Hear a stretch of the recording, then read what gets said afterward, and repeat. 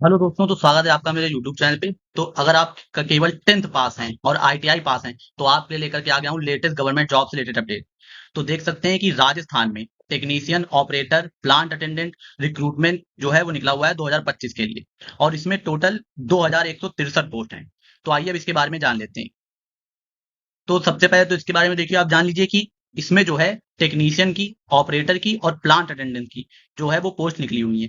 Total इसमें 2163 post हैं और इसमें जो है आपको 19,200 रुपए पर मंथ इसमें जो है आपको सैलरी मिलेगी। और इसमें जो आपका पे लेवल लेने वाला है वो पे लेवल 4 का रहने वाला है। जॉब लोकेशन इसकी आपकी होगी, राजस्थान की वैकेंसी है तो अक्रॉस राजस्थान में कहीं भी आपको इसकी जो है जॉब लोकेशन दी जा सकती है। और इसमें फॉर्म जो है वो 10 सितंबर 2025 यानी कि 10 सितंबर से इसके फॉर्म जो हैं वो शुरू हो चुके हैं और 25 सितंबर फॉर्म भरने की लास्ट डेट है। तो आप ये डेट याद रखिएगा, 25 सितंबर लास्ट डेट है, तो 10 सितंबर से 25 सितंबर तक इसके फॉर्म भरे जाएंगे। चलिए अब आगे बढ़ते हैं। फिर देखिए, इसमें जो है 4 जो कंपनी है राजस्थान की उसमें जो है ये वैकेंसी निकली हुई है। तो इसमें देखिए, जयपुर विद्युत वितरण निगम निगम लिमिटेड, जयपुर विद्युत वितरण निगम लिमिटेड, JWN। इसमें देखिए, इसमें 603 पोस्ट हैं। फिर अजमेर विद्युत वितरण निगम लिमिटेड में 498 पोस्ट हैं। जोधपुर विद्युत वितरण निगम लिमिटेड में 912 हैं। और राजस्थान राज्य विद्युत उत्पादन निगम लिमिटेड में 150 पोस्ट हैं। तो ये जो 4 कंपनी हैं इनमें अलग अलग पोस्ट जो है निकली हुई है। तो सबसे ज्यादा पोस्ट जो है वो जोधपुर विद्युत वितरण निगम लिमिटेड में है, 912। तो ये 4 कंपनी है, इसके अंदर इस तरह से टोटल मिलाकर के ये 2163 पोस्ट हो जाएंगी। और देखिए, यहाँ पर बताया भी गया है कि जो वैकेंसीज जो हैं वो आगे चल करके चेंज भी की जा सकती हैं। जितनी मतलब अगर विद्युत निगम को आवश्यकता होगी तो जब तक इसका पेपर पहला नहीं हो जाता है तब तक इसमें और वैकेंसी भी ऐड करी जा सकती हैं। फिर उसके बाद इसकी एलिजिबिलिटी क्या रहने वाली है तो वो जान लेते हैं। तो एजुकेशन क्वालिफिकेशन, जैसे मैंने आपको शुरुआत में बताया कि ये 10th पास अगर आप हैं और आपके पास ITI यानी कि इंडस्ट्रियल ट्रेनिंग इंस्टीट्यूट का सर्टिफिकेट है, या फिर NEC, NEC यानी कि नेशनल अप्रेंटिसशिप का सर्टिफिकेट है, तो आप इसके लिए अप्लाई कर सकते हैं। तो देखिए, साथ इसमें एजुकेशन क्वालिफिकेशन में बताया गया है कि आपको 10th पास होना चाहिए, RBSC से या CBSE से यानी कि Rajasthan board of secondary education से, या central board of secondary education से, या फिर किसी अदर इक्विवेलेंट बोर्ड से भी आप पास होते हैं, यानी कि किसी अदर स्टेट बोर्ड से भी आप 10th पास होंगे तो आपका इसमें अप्लाई कर सकते हैं। और साथ में देखिए लिखा है, alongside 10th class you must possess an ITI या NSE का आपके पास सर्टिफिकेट होना चाहिए। अब ITI या का जो सर्टिफिकेट होना चाहिए वो आपका एनसीबीटी के तहत होना चाहिए। मतलब ITI का सर्टिफिकेट आपने जिस भी इंस्टीट्यूट से पास किया हो वो एनसीबीटी या SCBT अप्रूव्ड होनी चाहिए। एनसीबीटी का मतलब होता है national council for vocational training, उससे अप्रूव्ड होना चाहिए वो इंस्टीट्यूट। या फिर SCBT यानी कि state council of vocational training, उससे इंस्टीट्यूट अप्रूव्ड होना चाहिए, तभी आपका वो ITI का सर्टिफिकेट जो है वो मान्य। और अगर NSE का सर्टिफिकेट है तो वो तो सेंट्रल गवर्नमेंट का होता ही है तो वो मान्य हो जाएगा। तो 10th पास होना चाहिए और आपके पास सर्टिफिकेट होना चाहिए। अब सर्टिफिकेट किस किस में ट्रेड में होना चाहिए वो देख लीजिए। तो देखिए, 3-4 कंपनी टोटल थी, उसमें से जो RBUN है उसकी जो ग्रुप 1 की पोस्ट है उसमें आपके पास इलेक्ट्रीशियन में, पावर इलेक्ट्रीशियन में या वायरमैन की ट्रेड में आपके पास ITI या फिर NSE का सर्टिफिकेट होना चाहिए। ग्रुप 2 की पोस्ट के लिए अगर आप अप्लाई करेंगे तो उसमें आपके पास इलेक्ट्रॉनिक्स मैकेनिक का या फिर कोपा यानी कि computer operator and programming assistant का सर्टिफिकेट होना चाहिए। ग्रुप 3 के लिए अगर आप अप्लाई करेंगे तो बॉयलर अटेंडेंट का या स्टीम टरबाइन कम ऑक्सिलरी प्लांट ऑपरेटर का आपके पास सर्टिफिकेट होना चाहिए। और अगर ग्रुप 4 के लिए आप अप्लाई करेंगे तो आपके पास वेल्डर का, वेल्डर जो कि वेल्डिंग की जाती है गैस से और इलेक्ट्रिक से, उनमें से किसी का भी सर्टिफिकेट हो, या फिर फिटर का, इनका सर्टिफिकेट होना चाहिए। तो ये RBUN के लिए है। और अगर JWN, AWN या JDBBN, जो ये 3 कंपनी हैं, इनके लिए अगर आप अप्लाई करेंगे तो आपको इलेक्ट्रीशियन का, पावर इलेक्ट्रीशियन का, वायरमैन का या लाइनमैन का सर्टिफिकेट आपके पास होना चाहिए। और साथ में अगर आप इन 3 कंपनियों को अप्लाई कर रहे हैं तो आपके पास हिंदी रिटन की देवनागरी स्पीड, मतलब जो हिंदी लिखी जाती है देवनागरी में, उस पे काम करने का आपके पास नॉलेज होना चाहिए। और अगर आप अपने फाइनल ईयर या फाइनल सेमेस्टर में हैं ITI या NSE क्वालिफिकेशन के सर्टिफिकेट के, तो भी आप इसमें जो है अप्लाई कर सकते हैं। तो ये आपकी एजुकेशन क्वालिफिकेशन हो गई, इसको आप पढ़ लीजिएगा अच्छे से। फिर उसके बाद एज लिमिट, एज लिमिट जो है वो आपकी 1 जनवरी 2026 के हिसाब से कैलकुलेट की जाएगी। इसका फॉर्म 10 सितंबर को आया है, 25 सितंबर तक चलेगा, लेकिन इसकी जो एज लिमिट है वो 1 जनवरी 2026 से कैलकुलेट की जाएगी। आपको कम से कम 18 साल का होना चाहिए और 28 साल से ज्यादा उम्र नहीं होनी चाहिए, यानी कि आपकी जो एज है वो 18 से 28 साल के बीच में होनी चाहिए। और देखिए, इसमें लिखा गया है जो एज रिलैक्सेशन है अपर लिमिट में वो भी प्रोवाइड किया जाएगा। अगर आप SC ST से आते हैं, EWS से आते हैं, तो 5 साल का आप मेल कैंडिडेट को मिलेगा। और 5 साल का फीमेल कैंडिडेट को मिलेगा अगर वो जनरल कैटेगरी से आते हैं, लेकिन वो खाली आरबीयूएन वाली जो कंपनी है वही दे रही है। अगर आप जनरल कैटेगरी की फीमेल कैंडिडेट हैं तो भी आपको 5 साल का एज रिलैक्सेशन दिया जाएगा, यानी कि अगर आप 18 से 33 साल तक की एज है आपकी तो भी आप अप्लाई कर सकती हैं। लेकिन वो खाली अगर आप आरबीयूएन वाली जो कंपनी है, राजस्थान विद्युत जो भी था विद्युत उत्पादन निगम लिमिटेड, उसके लिए अगर अप्लाई करती हैं तो आपको जो है 5 साल का एज रिलैक्सेशन मिलेगा जनरल कैंडिडेट की फीमेल के लिए। और 10 साल का एज रिलैक्सेशन फीमेल कैंडिडेट को मिलेगा एससी एसटी से अगर आप आती हैं और ईडब्ल्यूएस कैटेगरी से आती हैं। ये भी आपको राजस्थान विद्युत उत्पादन निगम लिमिटेड में मिलेगा। और रिलैक्सेशन जो है वो जो पर्सन है विद बेंचमार्क डिसेबिलिटीज यानी कि पीडब्ल्यूबीडी जो कैंडिडेट हैं, डिसेबिलिटी से रिलेटेड जो हैं और एक्स सर्विसमैन जो हैं, उनको भी गवर्नमेंट के नॉर्म्स के हिसाब से जो है एज रिलैक्सेशन दिया जाएगा। तो ये 5 साल का इसमें, 5 साल का इसमें और 10 साल का इसमें, इस तरह से इसमें कैंडिडेट को रिजर्वेशन है। तो ये आप चेक कर लीजिएगा। और देखिए आरबीयूएन के लिए मैक्सिमम एज 31 साल तक है, और जो जेडबलबीएन, एडबलबीएन और जेडीबीएन है, इनके लिए मैक्सिमम एज जो है वो 30 साल है।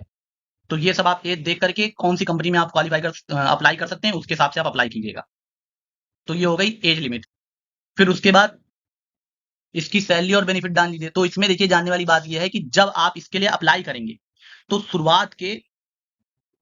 शुरुआत में आपको जो है वो प्रोबेशनल ट्रेनी के लिए के लिए जो है अपॉइंट किया जाएगा 2 साल के। 2 साल के लिए आप प्रोबेशनल ट्रेनी होंगे। तो आपको उस समय जो सैलरी है वो मिलेगी। सैलरी क्या, वो मंथली रिम्यूनरेशन मिलेगा। देखिए इसमें लिखा है मंथली रिम्यूनरेशन, जो कि 13,500 रुपए होगा। 13,500 रुपए आपको शुरुआत में 2 साल तक मिलेगा। फिर जब 2 साल बाद आपकी जो ये प्रोबेशन पीरियड कंप्लीट हो जाएगा तो फिर आप लेवल 4 के पे मैट्रिक्स में आ जाएंगे, जिसमें आपको 19,200 रुपए पर मंथ सैलरी मिलने लगेगी। तो शुरुआत से ही आपको 19,200 पर मंथ नहीं मिलेगी। शुरुआत में आप जो है वो प्रोबेशनल ट्रेनिंग होंगे 2 साल के लिए, तो आपको 13,500 रुपए सैलरी मिलेगी। उसके बाद जब आपकी वो प्रोबेशनल पीरियड कंप्लीट हो जाएगा उसके बाद आपको जो है 19,200 पर मंथ सैलरी मिलने लगेगी। तो ये है। इसके साथ आपको डीए मिलेगा, एचआरए मिलेगा, ट्रैवल अलाउंसेस भी मिलेंगे और अदर बेनिफिट्स भी मिलेंगे। तो ये आप पढ़ लीजिएगा। फिर उसके बाद इसके सिलेक्शन प्रोसेस में देखिए इसमें इंटरव्यू नहीं है, खाली 2 फेज में ये जो है एग्जामिनेशन होएगा। तो पहला जो है वो प्री एग्जामिनेशन है, दोनों ऑनलाइन मोड का एग्जाम है ये। तो पहले एग्जामिनेशन में देखिए टोटल 100 क्वेश्चन आएंगे, 100 मार्क्स के होंगे और इसके लिए आपको 90 मिनट का टाइम मिलेगा। और देखिए अब इसमें आपको ध्यान रखने वाली बात यह है कि प्री एग्जामिनेशन जो है उसमें कोई भी नेगेटिव मार्किंग नहीं है। प्री एग्जामिनेशन के लिए कोई भी नेगेटिव मार्किंग नहीं है। There is no negative marking in the pre examination. ठीक है, तो 100 क्वेश्चन आएंगे, 100 मार्क्स के, 90 मिनट का टाइम मिलेगा। अब प्री में क्या क्या पूछा जाएगा ये जान लीजिए। तो देखिए टेक्निकल नॉलेज से 50 क्वेश्चन पूछे जाएंगे, जो कि मैक्सिमम 50 मार्क्स के होंगे। फिर जनरल अवेयरनेस देखिए यहाँ पे बैकग्राउंड लिखा हुआ है, राजस्थान की खाली पूछी जाएगी, पूरे इंडिया की नहीं पूछी जाएगी इसमें। और इंटरनेशनल के भी करंट अफेयर नहीं पूछा जाएगा, खाली राजस्थान की जो जनरल अवेयरनेस है वही पूछी जाएगी, यानी कि जीएस और करंट अफेयर खाली राजस्थान से रिलेटेड जो है वही पूछा जाएगा। उसके 35 क्वेश्चन होंगे, 35 मार्क्स के। और उसके बाद मैथ और जनरल साइंस के 10 क्वेश्चन आएंगे, वो 10 मार्क्स के होंगे। और जनरल अवेयरनेस जो इंडिया और वर्ल्ड की पूछी जाएगी उसके खाली 5 क्वेश्चन आएंगे। तो पूछी जाएगी जनरल अवेयरनेस, लेकिन वो इंडिया वर्ल्ड की वो 5 ही क्वेश्चन होंगे, राजस्थान वाली के 35 नंबर होंगे। तो इस तरह से इनको जोड़ लेंगे तो टोटल नंबर ऑफ क्वेश्चन हो गए 100 और मैक्सिमम मार्क्स भी हो गए 100। तो ये हो गया आपका, ये हो गया फेज 1। अब उसके बाद फेज 2, जब आप फेज 1 क्लियर कर लेंगे तभी आपको जो है मेन एग्जामिनेशन में बैठने का मौका मिलेगा।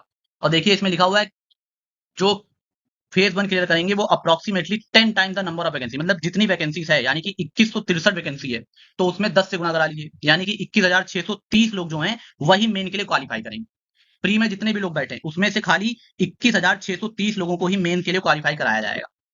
ठीक है, तो प्री बहुत इंपॉर्टेंट है आपके लिए, क्योंकि फिर मेंस में 21,630 ही लोग पहुंचेंगे। अब मेन का जो एग्जामिनेशन होगा उसमें देखिए क्वेश्चन की संख्या बढ़ गई, 150 क्वेश्चन आएंगे, 150 मार्क्स के होंगे। और इसमें टाइम भी बढ़ गया है, 2 घंटे का समय मिलेगा। लेकिन इसमें देखिए, इसलिए मैंने इसको अंडरलाइन भी कर दिया है कि कंफ्यूजन ना हो। फेज 1 में नेगेटिव मार्किंग नहीं थी, लेकिन फेज 2 जो मेन एग्जामिनेशन है इसमें देखिए नेगेटिव मार्किंग भी है। तो अगर आप कोई भी रॉन्ग आंसर करते हैं, ये भी ऑनलाइन होएगा, लेकिन अगर कोई रॉन्ग आंसर आप देते हैं तो उसके लिए आपको नेगेटिव मार्किंग भी है इसमें। There will be negative marking for wrong answer in the main exam. फिर इसका जो है वो सिलेबस जान लेते हैं। तो इसमें देखिए टेक्निकल नॉलेज और स्किल से अब इसमें 100 क्वेश्चन पूछे जा रहे हैं। प्री में 50 पूछे आए थे, इसमें 100 क्वेश्चन पूछे जा रहे हैं 100 नंबर के। जनरल अवेयरनेस वाली जो राजस्थान की है उसके इसमें 30 क्वेश्चन पूछे जा रहे हैं, वो 30 नंबर के रहेंगे। फिर जब जनरल अवेयरनेस इंडिया और वर्ल्ड की उसके 10 क्वेश्चन पूछे जा रहे हैं, वो 10 नंबर के होंगे। जनरल साइंस के जो क्वेश्चन पूछे जा रहे हैं वो 5 क्वेश्चन पूछे जाएंगे 5 नंबर के। और जो मैथ के हैं वो भी 5 क्वेश्चन पूछे जाएंगे 5 नंबर के होंगे। तो इस तरह से टोटल क्वेश्चन हो गए 150 और टोटल मार्क्स भी हो गए 150। तो ये आपका हो गया मेन एग्जाम। तो प्री क्या होना है, मेन क्या होना है, याद रखिए। प्री में नेगेटिव मार्किंग नहीं है, ये याद रखिएगा। मेन में नेगेटिव मार्किंग है, ये भी याद रखिएगा। तो ये आपका प्री और मेन हो गया, और इंटरव्यू है नहीं। और जो आपका फाइनल सिलेक्शन होगा वो मेन में आपके जो नंबर आएंगे मेंस एग्जामिनेशन में, उसके हिसाब से आपका सिलेक्शन होगा। फिर उसके बाद आपको अप्लाई करना है ऑनलाइन कैसे, तो वो देखिए मैंने यहाँ लिख दिया, ये आप पढ़ लीजिएगा। इसमें आप लोग भरते हैं तो आपको पता ही है, ये पासपोर्ट साइज आपकी फोटो लगेगी, स्कैन कॉपी लगेगी सिग्नेचर की, लेफ्ट थंब इंप्रेशन भी लगेगा स्कैन होकर के, और एक आपको व्हाइट पेपर पे हैंड रिटन डिक्लेरेशन भी देना होगा, वो आप ऑफिशियल वेबसाइट पे जाके पढ़ सकते हैं। और जो आपके एजुकेशन क्वालिफिकेशन के डॉक्यूमेंट्स हैं, और एक वैलिड मोबाइल नंबर सबके पास होता ही, और ईमेल आईडी, ये सारी चीजें आपको चाहिए होंगी। उसके बाद आपको कैसे अप्लाई करना है, तो ये देखिए ये पूरा मैंने इसमें लिख दिया है, इसको आप पढ़ लीजिएगा कि कैसे कैसे आपको अप्लाई करना है, कैसा मिलेगा, पूरे 11 पॉइंट्स हैं, इन सबको आप पढ़ लीजिएगा और इनको पढ़ के आप अप्लाई कर सकते हैं। फिर उसके बाद इंपॉर्टेंट डेट जो रिमेंबर रखने वाली है, वो आप कैलेंडर मार्क कर लिए, 10 सितंबर से शुरू हुआ है, 25 सितंबर तक फॉर्म भरने की डेट है। काफी अच्छी वैकेंसी है, तो फॉर्म जरूर भर लीजिएगा, क्योंकि 2000 से ज्यादा वैकेंसी निकली हुई है, 2163, और ज्यादा कुछ मांगा भी नहीं गया, तो इसका फॉर्म आप जरूर भर लीजिएगा।